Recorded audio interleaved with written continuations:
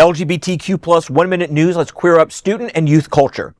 Federal judge blocks Texas law targeting LGBTQ plus student clubs.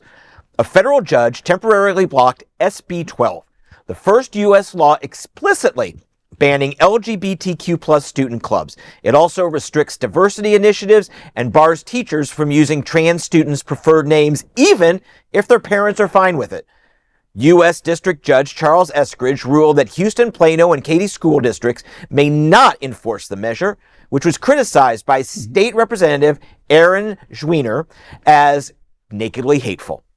Supporters argued the law protects children from perceived sexualization, while opponents say it censors constitutionally protected speech. Not only are the opponents correct, it does censor.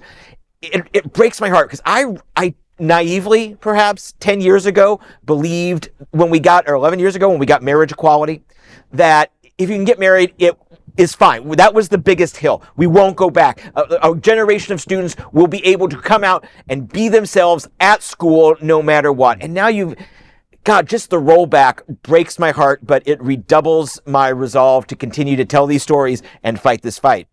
Amen. Thank goodness for this judge, right? Yeah. And having the cojones to say, wait a minute, no, this doesn't sound right. Let's block this. Okay, let's pause right here, right? Yeah. At the end of the day, when you're a queer kid, you don't feel a part of. Okay, you don't feel a part. I'm just speaking as an ex-queer kid, right? I didn't feel a part of home. I didn't feel a part of school. I didn't play sports. I needed those after-school clubs. I needed that drama class, that drama club after school to be with other queer, weird kids like me, Right.